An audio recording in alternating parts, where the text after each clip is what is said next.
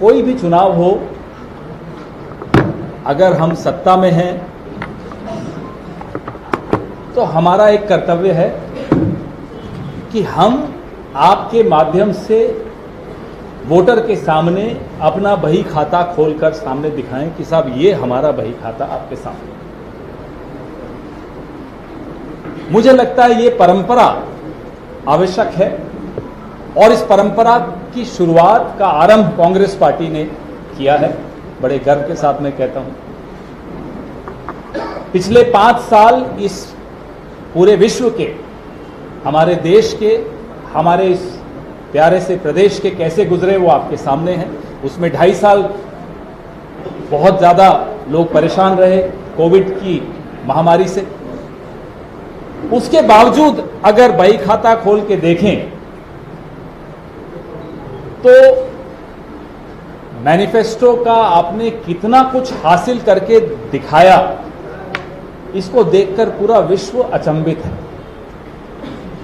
यहां से दिखता है कि नीयत हमारी बघेल सरकार की, यहां कांग्रेस सरकार की कैसी नीयत थी, कितनी अच्छी नीयत थी। ना केवल किसान, ना केवल नौजवान, ना केवल मजदूर, ना गृहिणियां, ना आदिवासी, सब कोई ऐसा वर्ग हो जो जिसको छुआ नहीं हो हमारी यहां की योजनाओं में, ऐसा आपको कोई वर्ग नहीं दिखे। इसलिए बड़े गर्व के साथ अब छत्तीसगढ़ आने के लिए तो प्रतियोगिता है हमारे यहां आपस में। हम लोग जितने राष्ट्रीय नेता हैं छत्तीसगढ़ जरूर आना चाहते हैं प्रचार में, क्योंकि यहां बोलने को बहुत कुछ है, बहुत कुछ करके दिखाया। मैं आपको ये कहानी मेरी बड़ी प्रिय कहानी है और सत्य घटनाओं पर आधारित कहानी है। राहुल जी और हमारे कई नेता शपथ ग्रहण समारोह में राजस्थान, मध्य प्रदेश और छत्तीसगढ़ एक ही दिन में तीनों मुख्यमंत्रियों को शपथ दिलवाने आए। सबसे पहले राजस्थान सुबह आए, फिर मध्य प्रदेश पहुंचे और फिर छत्तीसगढ़। जब वो वापस दिल्ली शाम को राहुल गांधी पहुंचे और उनको खबर आई कि तीनों मुख्यमंत्रियों ने कैबिनेट की मीटिंग बुलाकर ऋण माफी, किसानों की ऋण माफी पर हस्ताक्षर किए। अभी सूरज नहीं ढला और मैनिफेस्टो पर काम होना शुरू कर दिया।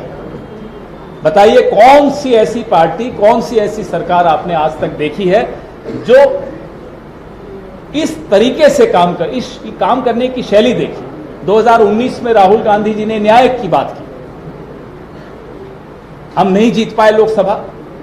छत्तीसगढ़ की सरकार ने न्याय को परिभाषित किया, नीतियां ऐसी बनाई कि न्याय मिला आदिवासियों को, धान खरीदी में किसानों को, आप कोई नाम ले लीजिए, हर वर्ग को वो राहत मिली। अब आइए आप हमारे प्रधानमंत्री की बात थोड़ी देर कर लें। उनकी बात के बगैर अफसाना अधूरा हो। मैं जिसे राहत कहता हूं, अभी जो मैंने बखान किया हमारी राहत का, उसको वो रेवड़ी कहते हैं।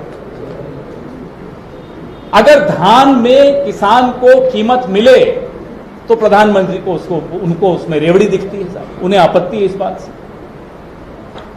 तेंदुपत्ता की अच्छी कीमत मिले तो प्रधानमंत्री को उसमें भी रेवड़ी दिखती है। आप मुझे बताइए वो रेवड़ी है या राहत है? कांग्रेस तो उसे राहत मानती है। अदानी को दोगे तो वो किसको राहत दे रहे हो आप? क्या अदानी को राहत की आवश्यकता है?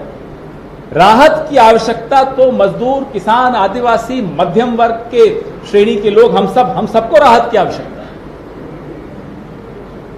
लेकिन प्रधानमंत्री को हम सबको जो मिलता है वो रेवड़ी दिखती है और अदानी को जो मिलती है वो राहत दिखती है।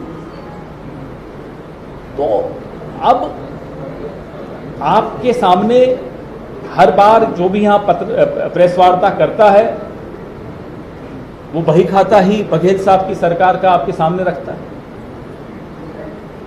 मुझे लगता है कि एक एक वोटर को रट गया होगा अब तक तो कि क्या क्या काम हुआ है इस सरकार द्वारा। अगर ऐसी सरकार, ऐसी पार्टी हो जिसको, ये एक मुझे बड़ा अच्छा लगा, मैंने इसलिए अनुमति ली इनसे, विनोद जी से भी और शुक्ला जी से और राधिका जी से, कि मैं ये आज आपके सामने दिखाना चाहता हूं कि बटन कमल पर दबेगा तो वीवीपैट से अदानी निकलेगा। ये देखिए बड़ा खूबसूरत है। आपके पास है तो एक एक सब उठा के रखें तो अच्छा लगेगा। पहले ये रिलीज करते हैं।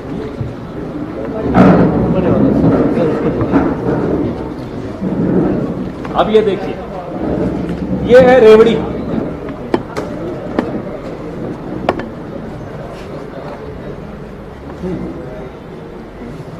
देखिए एक सब उठा।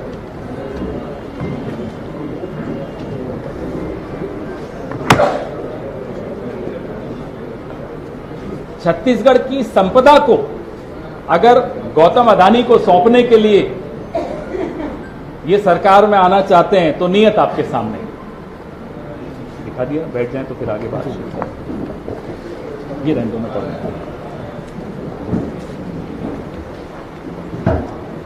हमें वोट क्यों दें उसका बही खाता तो आपके सामने है, उन्हें क्यों न दें यह भी आवश्यक है आपके सामने, उसकी भी बात करनी जरूरी है।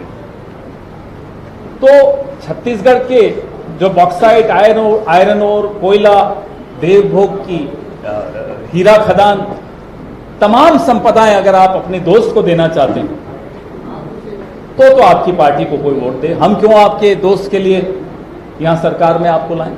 ये जनता पूछ रही है, मैं नहीं पूछ रहा, यहां के लोग पूछ रहे हैं। नगरनार इस्पात का मुद्दा हमने अभी पिछले सप्ताह दिल्ली में भी उठाया, वो भी आप अपने दोस्त को देना चाहते हैं, उसका भी आप रास्ता साफ कर रहे हैं। कोयला खदान आप मालूम ही है, पूरा किस्सा आपको मालूम है।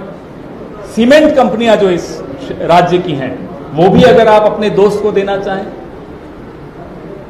सरकारी बिजली कंपनियों पर कब्जा किसका? आपके दोस्त का कब्जा। नंदराज पर्वत बीजेपी फिर से अडानी को सौंपने के लिए, आदिवासियों की आस्था के केंद्र जिसको हम मानते हैं, उस पर्वत की खुदाई करना चाहते हैं आयरन ओर के लिए। तो एक दोस्त के लिए अगर आप यहां सरकार बदलेंगे तो साहब वो तो लोगों को मंजूर नहीं है। धान खरीदी बंद हो जाएगी। आप देख रहे हैं किस तरह से कर्नाटक जहां कांग्रेस की सरकार आई वहां धान देंगे नहीं, छत्तीसगढ़ जहां कांग्रेस की सरकार है यहां से धान खरीदेंगे नहीं। अरे आप देश के प्रधानमंत्री हैं, वहां हम पैसा दे रहे हैं, कर्नाटक पैसा दे चुकी, जमा करा चुकी, लेकिन वहां आप चावल नहीं देंगे, वहां चावल देंगे नहीं।